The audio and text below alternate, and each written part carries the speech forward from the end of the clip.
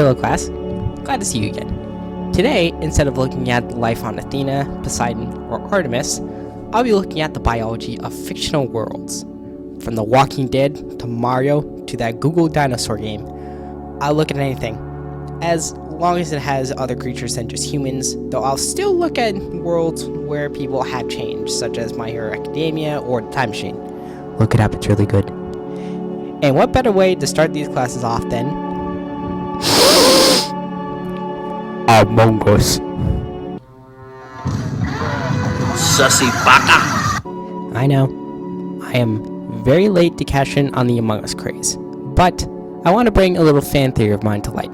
Anyway, let's get to it. Disclaimer, 90% of what I'm showing today is not canon to Among Us lore, and is instead the product of my overactive sciencey imagination. Our journey begins close to home in the middle of the Indian Ocean, on a small archipelago with a total land surface of Florida in the US, or about 1.32 times the land surface of Greece in Europe. On these islands, known as the Bean Islands, we find a previously unknown group of arthropods. The last common ancestor for all species on the Bean Islands come from looks similar to a beetle, but they have red blood instead of yellow blood found in other arthropods, and they have some internalized chitin for additional protection of their innards. On the Bean Islands, these beetles diversified, growing huge from their internalized chitin endoskeleton and more efficient lungs. Previously, all arthropods use a system of trachea, passively moving oxygen inside their bodies. But the larger group of arthropods on the Bean Islands have enlarged their trachea and have a hydraulic muscle between each trachea. A hydraulic muscle works similar to a normal muscle, except the muscle uses liquid to push things instead of using fibers to pull things. This makes these muscles quite strong, but they still need fibrous muscles to move the liquid stored within. Anyway, when the hydraulic diaphragm muscle is filled with liquid, the trachea deflate, pushing out gas. But when the diaphragm muscle doesn't have liquid, the trachea can expand, and this process actively passes gas in and out of the creature's body. From these adaptations, the inhabitants of the Bean Islands grow tall, long, gain flight, or even intelligence. Yes, on these small islands, a small civilization has just developed large-scale farming and boat making. The beans are short bipedal omnivores that use cooperative behaviors to hunt large prey with spears or their ancestral pincers, or gathering edible plants. The beans, the name given by the general public, use two legs with large, robust, fibrous, and hydraulic muscles to walk, two pairs of arms with pincers, and a still visible exoskeleton, though the arms themselves aren't that strong since they don't have any internal skeleton for support. Single, large bone in the center of their bodies. This bone is made from chitin and calcium. This makes the bone strong and quite flexible.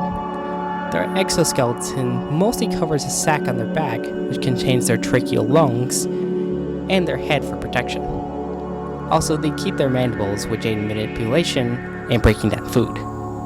While the beans aren't that strong, they are very smart. They have made many settlements, each focusing on trade, resource gathering, or food production.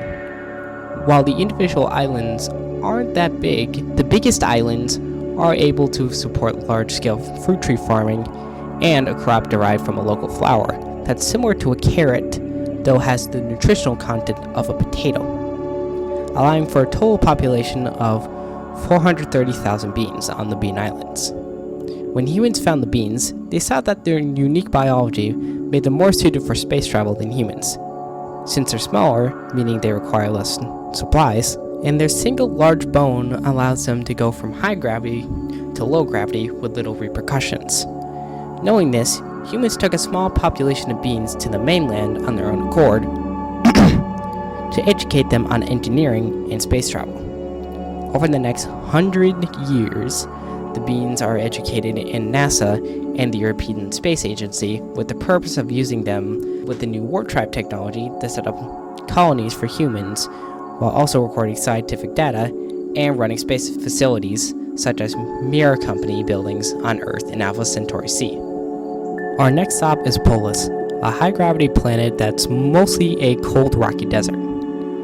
But here and there along the surface, you can still see small forests, savannas, and grasslands, or steps.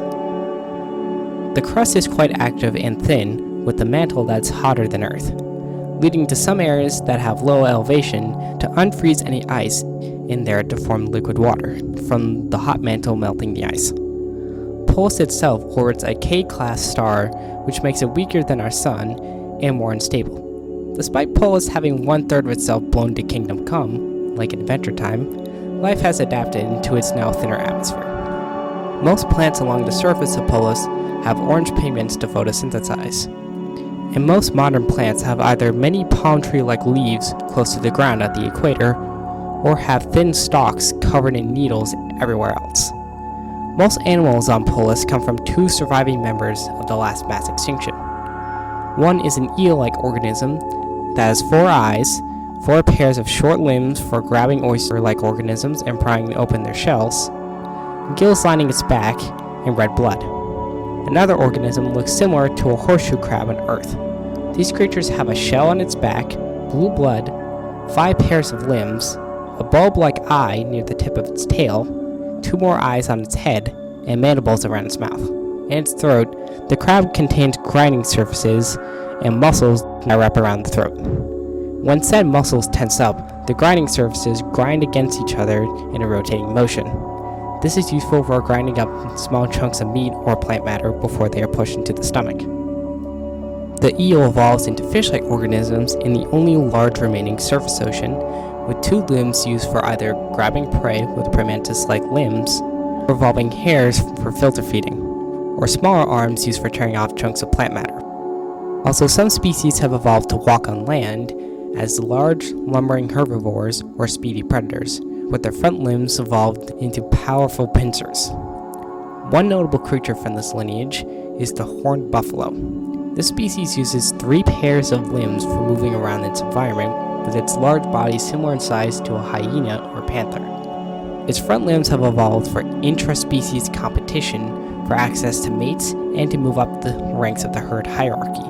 They also have white fur for camouflaging them against the snow. While the eel has evolved to eat leaves on plants, the crab has evolved to eat the roots and stem on plants with their more evolved grinding surfaces. On land, the crab splits into 2 lineages. One that has evolved to become bigger by internalizing their shell into a pseudo-endoskeleton, and another that's evolved to fill the role of insects on Earth, with their shells growing into full exoskeletons. The larger family of crabs have evolved to feast on their evolutionary cousins and on the grass-like plants that dot the edge of water pools or are spots with large amounts of groundwater. There are even some species that have evolved to swim again in surface pools using their limbs like large paddles in the water. Some crabs have evolved powered flight, with their flexible skeleton allowing flight by storing kinetic energy in their elastic spine/wing segments. They have 2 patagium membranes used for flight. The tips of the limbs holding the patagium in place are sharp enough to cling to trees without digits, and their mandibles have elongated to feed upon the fruits at the top of the trees of this planet. And finally, the crabs have evolved into a predator that digs under the ground and has evolved to be similar to ants on Earth, with 5 segments with limbs for digging, and large mandibles for both digging and predation. And when any creature either disturbs or comes close to the nest, a group of these swarmers will attack said creature in a large group and will kill the creature for the rest of the colony to eat. But the most incredible creature on this planet is one of the smallest. A species of crab has completely lost its exoskeleton and has adapted to become the most dangerous parasite that humans have discovered. While its exoskeleton has been lost, it keeps its hard mandibles, and it keeps most of its body systems unchanged. Except their brains have a curious light green organ in the middle and even a 3rd hemisphere.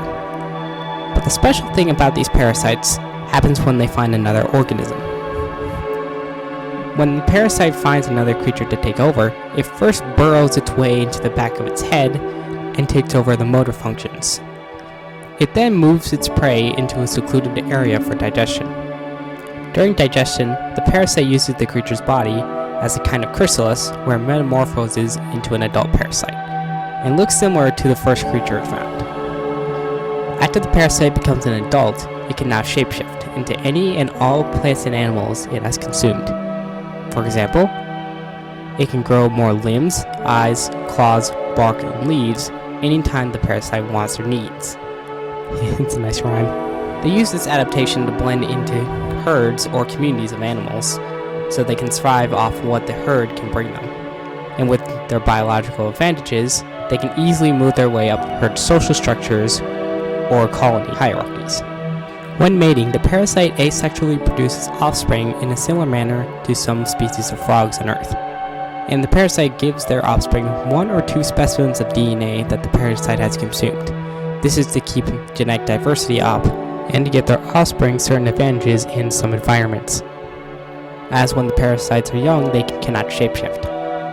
For example, if a baby parasite receives DNA from a fish or horned buffalo, then the parasite young will either have gills and fins, or will have armor around its head. But how do they actually shapeshift?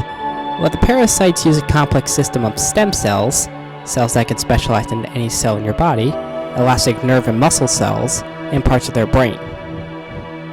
The green organ I mentioned earlier in their brain is used to store 2 to 3 cells from a creature they have consumed, which makes this organ a DNA library. They then take the genetic code from these cells and give a copy of the DNA to every cell in their body so they can transform any part of their bodies into an exact genetic copy of any creature they consumed.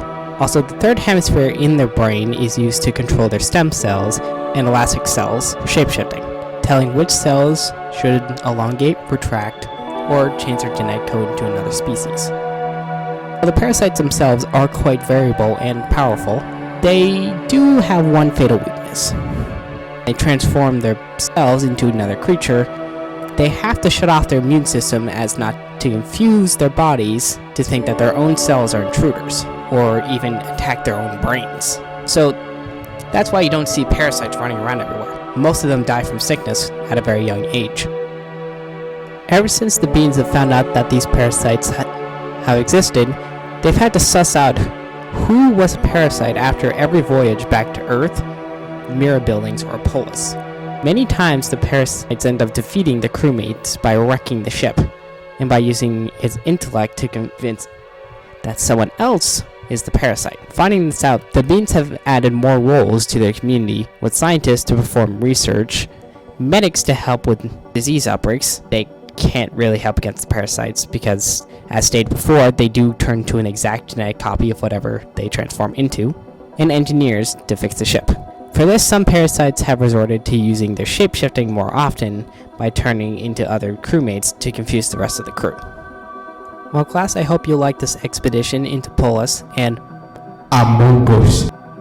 I'll definitely do this again sometime, but for now I'm working on a new video on Project Olympus, so keep an eye out for that. And here's your homework for next time. 1. Tell me what fictional world/franchise you want me to cover in the future, and 2.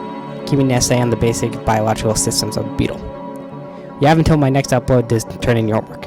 Submit assignment 1 here, and assignment 2 will be submitted at my next class. Good luck. Anyway, until next time, goodbye.